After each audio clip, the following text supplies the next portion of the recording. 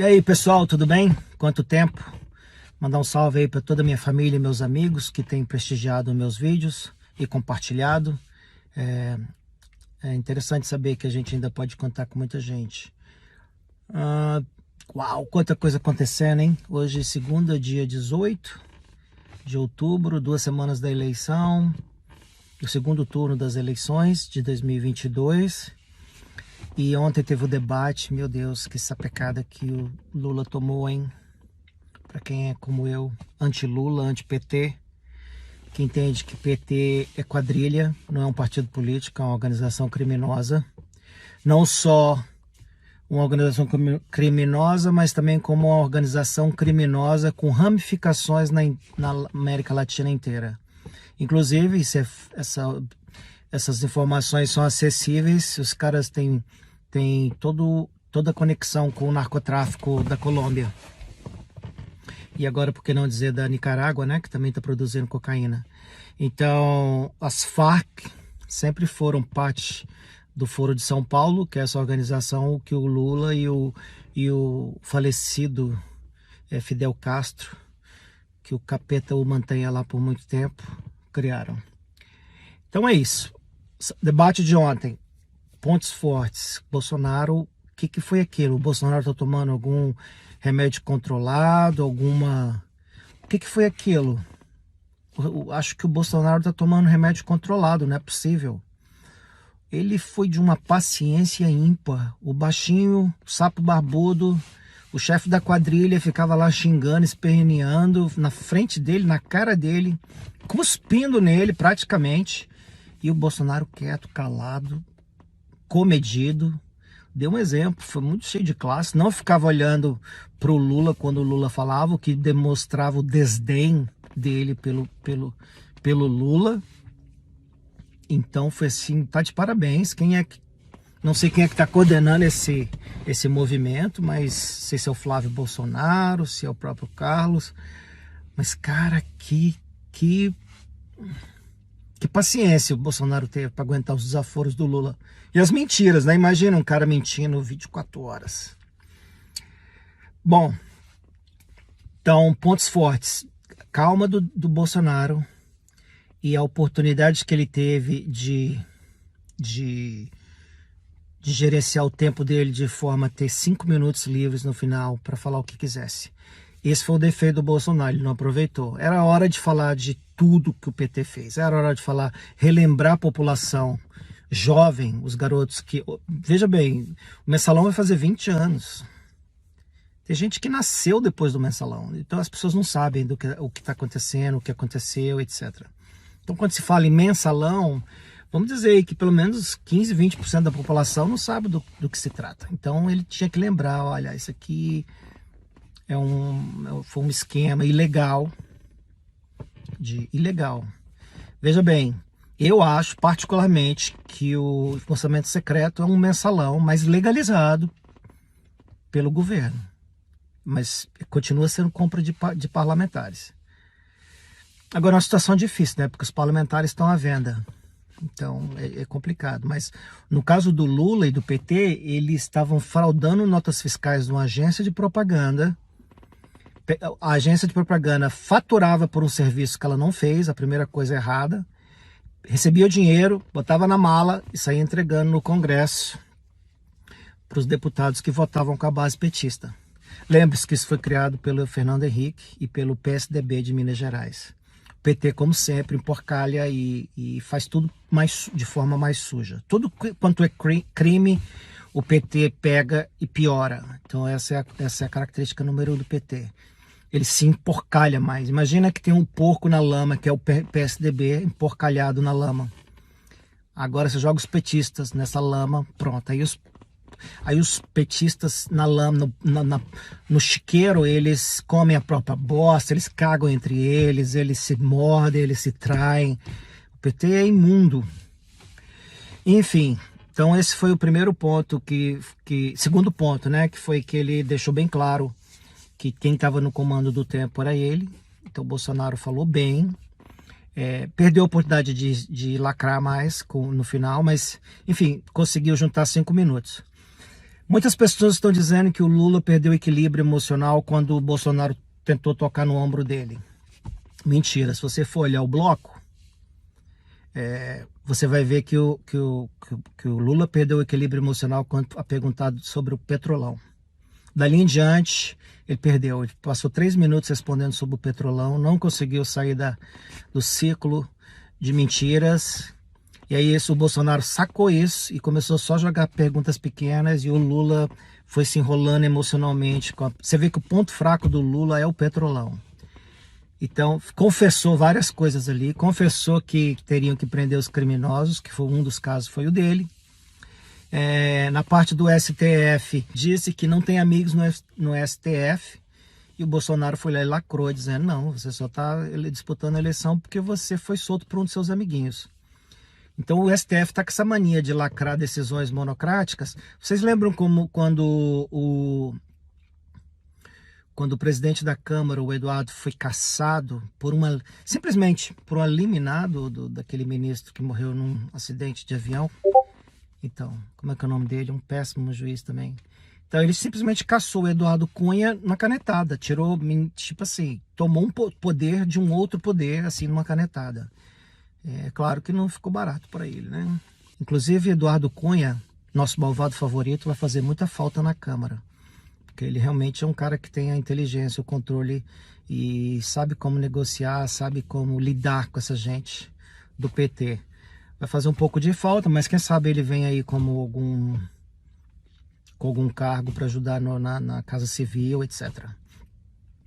Mas era um cara que valia a pena. Porque se você for lhe dizer que ele é presidiário, você pode alegar a mesma coisa para o Valdemar da Costa Neto, que foi presidiário, mas enfim, pagou o crime, etc. No caso do Eduardo Cunha, nem crime teve, o crime não existiu, então, mais ou menos por aí. Acho que valeria a pena ter o Eduardo Cunha no time.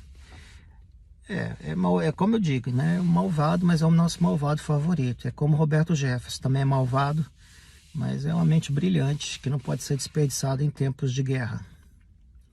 Guerra que eu digo, guerra política, né? Falando em guerra política, nossa, como os deputados federais e governadores e senadores do Bolsonaro estão quietos nas redes sociais. Com exceção assim de meia dúzia, aqueles tradicionais, né, Nicolas Ferreira, Carla Zambelli, a maioria dessas pessoas estão paradas, tipo assim, fui eleito, agora que se dane e a campanha está parada.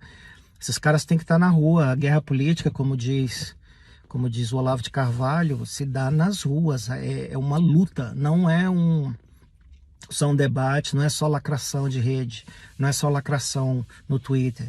O debate se dá nas ruas, em conquistar votos, em trabalhar, em ir a público, denunciar as falcatruas do PT, as tretas desses caras e pedir voto, né, contra o PT. Então, esses caras têm que estar mais ativos. Eu acho que o Bolsonaro está pecando em deixar o pau correr, né? Deixar que os caras fiquem quietos. É hora de mobilizar todo mundo e falar, olha, cara, você foi eleito com o meu nome e agora você vai trabalhar, meu. Porque senão lá na frente eu vou cortar suas pernas, suas asas. Então, fique claro para todos esses deputados, senadores, deputados estaduais, vocês foram eleitos com o nome do Bolsonaro, vocês não são ninguém. Fique claro isso e que sirva de lição. Joyce Hasselman, 99% dos votos perdidos. Vocês não são ninguém, vocês só são o que são pelo Bolsonaro.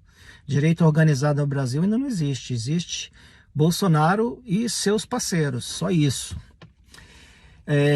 Parabéns ao governador Zema, né, por fazer um excelente trabalho, trabalhando para o Bolsonaro de forma muito forte. Talvez seja o cara mais empenhado hoje nessas eleições. Ele realmente é como eu, é anti-PT, mais do que qualquer coisa, anti-PT. E parabéns para ele. Parece que o único cara assim que está dando 100% do sangue é o Zema. Claro, o Zema é um fortíssimo candidato para ser presidente em 2026, a depender da performance dele em Minas. Então ele já está querendo se colocar como a reposição do Bolsonaro, né? Como uma continuação do governo Bolsonaro. Ele fala que não tem projeto de poder algum, mas é claro que ele tem. Ninguém está na política por caridade. Todo mundo tem um projeto de poder. Ainda que o projeto de poder dele seja um projeto para ajudar o país. Ainda assim é um projeto de poder. Outra coisa legal de se comentar, o comportamento da mídia depois do debate. Aquele pilantra do é um pilantra, assim, é um rato. Aquele Kennedy Alencar, ele é realmente um rato. Ele fez questão de entrevistar, fazer um pós-debate. Ele entrevistou 5 ou 6 pessoas. E em todos os casos, ele insistiu na pergunta das meninas venezuelanas de São Sebastião, em Brasília. Então, é um canalha, porque sabe que a história não pega, que a história não é verdadeira, que a história é somente uma live, é só o que o Bolsonaro fez lá. Eu não concordo com as palavras que ele usou, de dizer que as meninas estavam vestidas para fazer programa. Afinal de contas, Brasília tem uma condição muito melhor. Mesmo você morando em São Sebastião, você tem uma condição muito melhor do que quem está em Roraima. Então, nós não acredito que as meninas estivessem saindo para fazer programa. E, entretanto, fica a fake news, né? Não tem nada a ver com pedofilia. Tem a ver com ele querendo lacrar. Quando ele disse que pintou um clima, ele deveria ter usado pintou uma oportunidade. Quer dizer, ele viu um monte de menina venezuelana na porta de casa se arrumando, o que não significa que elas eram garotas de programa, e foi lá e falou assim, opa, pintou um clima, ou seja, pintou, ele deveria ter usado a expressão pintou uma ideia de fazer uma lacração, que é o quê? Pegar as meninas venezuelanas, mostrar que elas são prostitutas, e aí mostrar como a Venezuela fode com a vida das pessoas. Ninguém no Brasil precisa ser lembrado do quanto a Venezuela fode as pessoas. Ninguém. As pessoas precisam ser lembradas quanto o PT fudeu com as pessoas e quanto o PT deixou muitos pobres de fora da rede social. E lembrar também que foi o PT responsável por meter 50 milhões de pessoas no SPC, porque de repente a pessoa ganhava R$1.500, R$1.000 na época, e o PT disse, não, agora você é classe média, você pode comprar, vai comprar. Então toda a ideia da economia do PT é baseada em consumo. O PT não tem outra ideia. É simplesmente consumo. Eles querem que as pessoas consumam. Quando elas consumem, elas ficam felizes, ficam com a sensação que tem uma classe, pertence a uma classe social melhor. E no final do dia só se endividam. Porque no final das contas só são pobres e só a classe social mudou no papel. Eles continuam sendo pessoas pobres que estão consumindo e não estão pagando as contas. A ideia do Ciro Gomes de tirar o nome dessas pessoas do SPC não colou em 2018. As pessoas não levaram fé nessa proposta. Agora, em 2022, por incrível que pareça, o Ciro insistiu nessa ideia. O Lula comprou a ideia e esvaziou o discurso do Ciro. Foi simples assim. Tudo que o Ciro tinha era, vou limpar o nome das pessoas do Serasa. O Lula veio e disse, eu vou limpar o nome de vocês do Serasa. Pronto, para que eu preciso do Ciro? Então deu uma esvaziada violenta no Ciro no primeiro turno, por isso que o Lula foi tão longe, 48,5%. Então, esvaziou o Ciro. E agora o voto do Ciro, que sobrou, está indo todo para o Bolsonaro. Então você vê que o Bolsonaro subiu e o Lula ficou estacionado. Não é interessante que o Lula teve 48,5%. O Lula está com 47 hoje. Então, nas pesquisas mais confiáveis, né? Não estou falando de Datafolha, IPEC, IPESP, Quest, isso aí tudo é pesquisa de petista. Esses caras só vão acertar as pesquisas, prestem atenção, eles só vão acertar as pesquisas na última semana. Faltando 5 dias para o debate, eles vão botar o que é correto. Porque não tem mais como enganar. E outra, vão botar assim, Lula na margem de erro para cima, Bolsonaro na margem de erro para baixo. E é isso que vai acontecer. Simplesmente é assim que eles fazem todas as eleições. Pode ver que o Datafolha sempre acerta o resultado da eleição na última semana. Por quê? Porque dali em diante já não tem mais espaço para fazer campanha política. O que os institutos de pesquisa estão fazendo aparentemente é campanha política. Pesquisa eleitoral já virou negócio. Uma empresa paga milhões para ter uma pesquisa, já virou um negócio. Ninguém está fazendo nada de caridade, então quem paga tem. E o Grupo Folha e o Rede Globo decidiram guerra total contra... Voltando ao Kennedy Alencar, que é um verme. Então ele fez questão de perguntar para todas as pessoas que ele entrevistou por que ninguém citou a questão da Venezuela. Lula até quis citar, mas aí o Bolsonaro já deu um corte nele, dizendo, olha, o Alexandre de Moraes, que não é meu fã de jeito nenhum, ele até falou, Alexandre de Moraes, tipo assim, cara que me odeia, ele já barrou, já disse que é fake news. Deu até uma lacrada no PT, porque a pergunta foi sobre fake news, e o Bolsonaro já deu uma fritada no Lula e já deu uma fritada no PT, mostrando que eles são fake news. Então, o Lula é um cara assim, ele é tão mitômano que ele acredita em todas as mentiras. Porque das duas, ou ele é o cara mais cínico do mundo, o que é possível, ou ele simplesmente acredita em todas as mentiras que ele fala. Então ele cria a narrativa na cabecinha dele e acredita, porque ele chega a ficar com o olho cheio de lágrimas falando dessas coisas. Então, realmente ele acredita no que ele está falando. Ou ele é muito ator, como diz o padre, ele é muito ator, muito cínico, muito canalha. Eu acho mais provável que ele seja um mitômano, que acredita nas próprias mentiras e que cria as narrativas na imaginação dele e fica com raiva das próprias narrativas que ele inventa e depois empurra isso para os seus adversários. Preste atenção.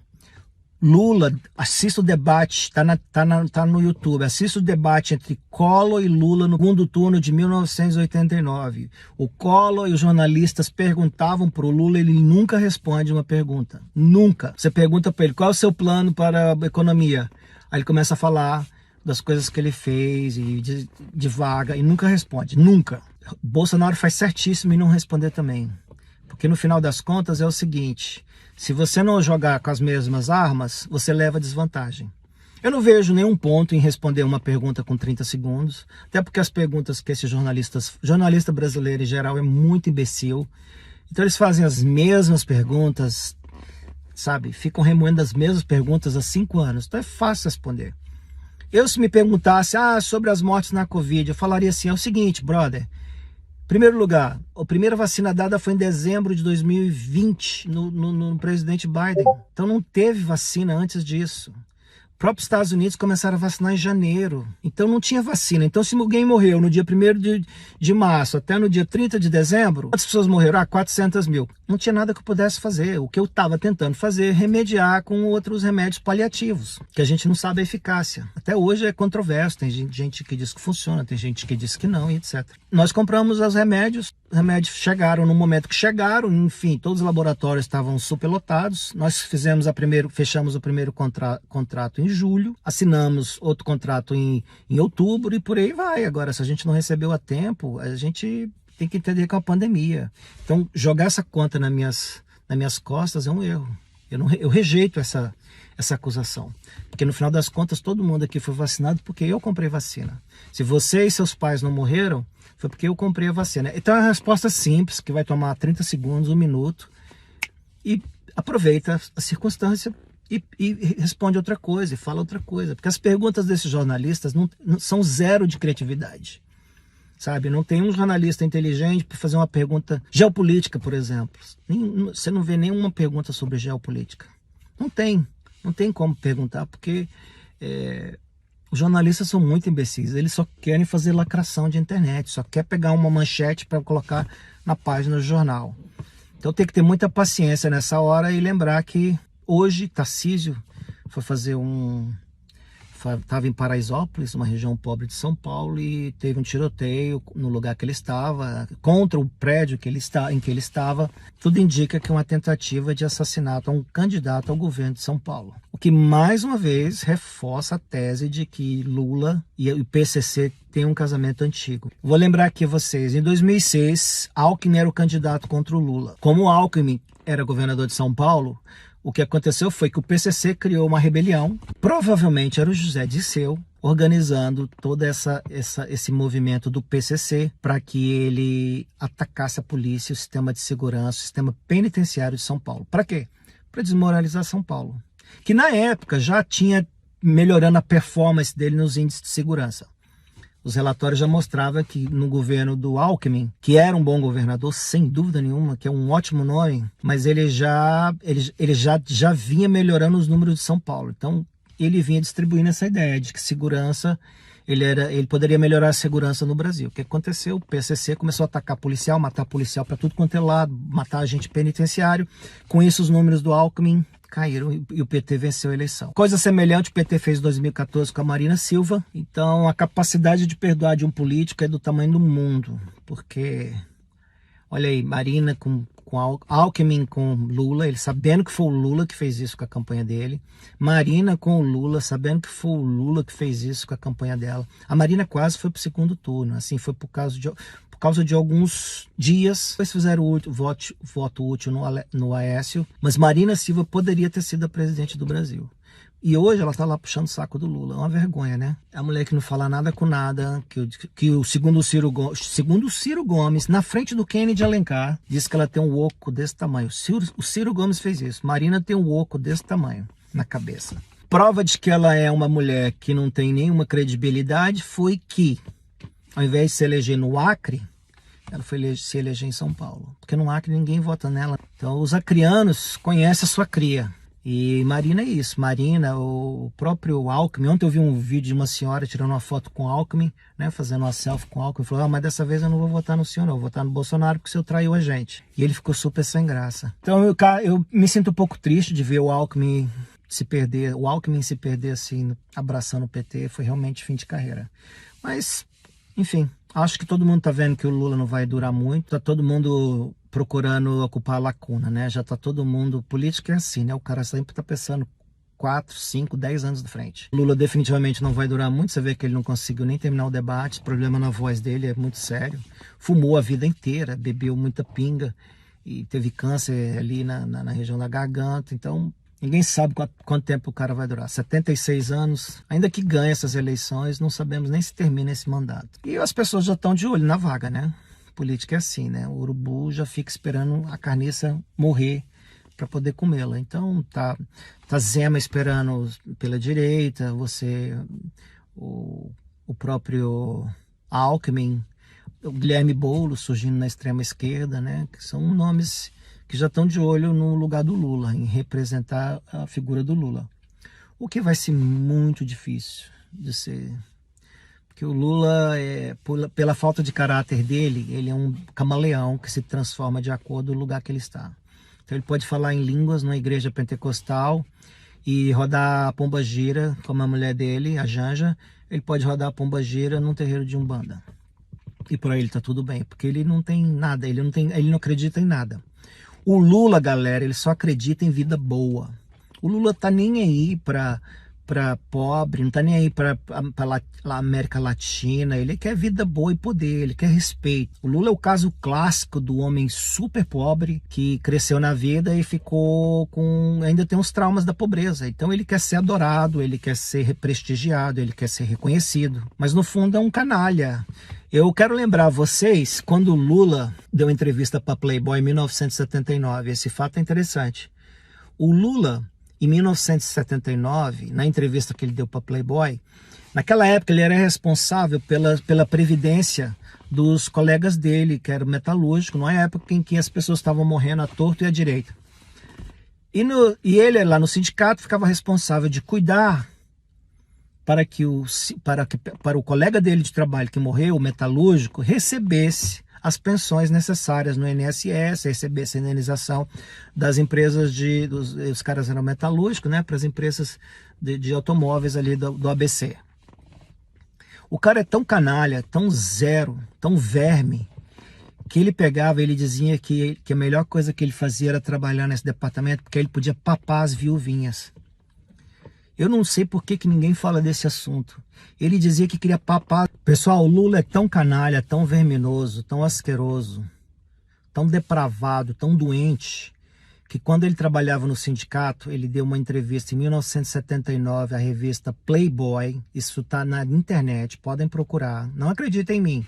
Vá à internet e procure entrevista do Lula a Playboy em 79. Ele era responsável pelo departamento de previdência, ou seja, quando um colega dele, metalúrgico, morria na fábrica de veículos ou nas empresas de autopeça, eles eram metalúrgicos, as viúvas iam ao Lula para reivindicar a pensão e qualquer tipo de seguro que eles tivessem contra acidentes na época. Então o Lula... ele diz na entrevista que ele gostava desse trabalho porque ele gostava de papar umas viuvinhas. O Lula era tão canalha que ele comia as viúvas dos colegas de trabalho dele, só porque ele estava numa posição de autoridade que poderia trazer algum benefício para elas. Inclusive, uma das viuvinhas que ele papava era a esposa dele, a dona Marisa Letícia. Ela era uma viúva de um outro metalúrgico que o Lula começou a papar, tirando proveito dela. Quantas esposas de colegas dele ele comeu só para poder dar a elas o benefício que lhes era direito. Ele roubou o Brasil, ele roubou a Casa Civil, ele roubou a presidência, levou 2 contêineres de presentes que a presidência recebeu. Ele é assim, ele é esse verme, sanguessuga, que necessita de louvor. Então o Lula, ele não tá nem aí pra pobre. O Lula gosta de vida boa, ele gosta de viajar de jatinho, de comer comida fina em avião, como tem um vídeo dele reclamando que a comida estava fria no avião, no jatinho, com o Palocci, que disse que ele recebeu 300 milhões de propina. Então o Lula é essa criatura obscena, delinquente, verminosa, que tira proveito de tudo que ele quer. Tudo que ele quer no Brasil é voltar a ter vida boa, é viajar no jatinho, é mandar em quem ele quer, é comer quantas mulheres ele quer. Ele tinha várias amantes, a dona Letícia sabia disso. Ele é tão canalha que no enterro da mulher dele, como diz o Bolsonaro ontem, ele foi fazer discurso político e foi atacar a dona Letícia, dizendo que a história do apartamento era jogar o triplex nas costas da dona Letícia. O homem não tem caráter nenhum. Conta-se as amantes dele na Casa Civil. Imagina se botar o velho de novo. Ele vai fazer o que fazia, e tem essa esposa que ele arranjou aí, essa esposa de proforma, que tá claro que eles não tem nada a ver, ele tá lá com ela só para poder mostrar que ele é um cara de família, que ele é casado, que ele é um homem de bem, mas ele é um verme que vai, toda oportunidade que tiver, ele vai comer a mulher que tá próxima dele, que ele não consegue se conter, entendeu? E é hora de tirar esse cara da política, meu, é hora de dar um fim à carreira desse homem, que o Brasil tem muito a perder. Não vou dizer que o Bolsonaro é o cara mais perfeito no momento, não, mas ele é a única solução. Tem várias coisas que eu não gosto em Bolsonaro, e algumas delas ele tá talvez melhorando agora, aprendendo, né? As duras penas, que as coisas que ele fala têm consequência. Então eu não gosto das merdas que ele fala. Eu não acho que o Bolsonaro foi bom para os pobres por 3 anos, está sendo muito bonzinho esse ano. Por que será? Mas quer saber? Comparado com o Lula, meu Deus, não tem comparação, porque o Lula não presta. O Lula é uma doença que precisa ser extirpada. E a medicação para essa doença hoje é o seu voto. Então, por favor, vote com consciência, articulem-se para que vocês votem em grupo, votem em família, façam um pacto pela sanidade desse país. A gente não pode ter esse bandido de volta, porque ele é esse verme e ele vai tentar tirar todo o proveito e vai tentar se vingar de todo mundo que o atacou no passado. Ele tem a lista negra de todo mundo que o atacou. Ele já disse na internet recentemente que eles vão perder o sono por causa dele. Então ele vai usar Ministério Público, Polícia Federal, a imprensa, que a imprensa no Brasil não vale nada, é um bando de vagabundo, você entendeu? Fazendo campanha política. A imprensa no Brasil só não está pior do que a dos Estados Unidos, porque a dos Estados Unidos simplesmente eles nem disfarçam, eles já deixam claro o que eles querem. Eu até prefiro um vagabundo que nem um Kennedy Alencar, que fale assim, eu sou Lula mesmo, eu estou aqui no jornalismo da UOL, nosso jornalismo é todo pró-Lula. Enfim, quem quiser ouvir o que eu tenho a dizer, tudo bem. Agora, quem não quiser, vá para a Jovem Pan, por exemplo. Entendeu? Você vê que na Jovem Pan você ainda tem 1 ou 2, 3 comentaristas que são de esquerda, que estão lá defendendo o PT, fazendo oposição ao Bolsonaro, na melhor das hipóteses. Você não acha isso no UOL. O UOL virou, assim, um gabinete do ódio do PT. Então eles ficam ali fazendo campanha para o PT 24 horas. Eu acho que é boicote total. O Bolsonaro devia fazer boicote com a galera da esquerda. Não comentem nas redes sociais deles. Porque à medida que vocês comentam, o algoritmo vai puxando os nomes deles para cima. Eles vão ganhando mais seguidores, a voz deles vai sendo ouvida por mais gente. Então, Bolsonaro, Carlos Bolsonaro, façam a campanha para que a direita não comente nos blogs de esquerda. Não comentem no Lula e não ataquem ninguém. Deixe eles falando para a própria bolha.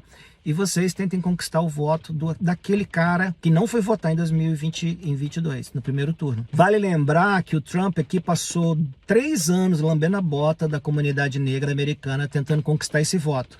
Só para vocês terem ideia, os negros americanos, eles votam 94% para o Partido Democrata, que é a versão do PT aí no Brasil.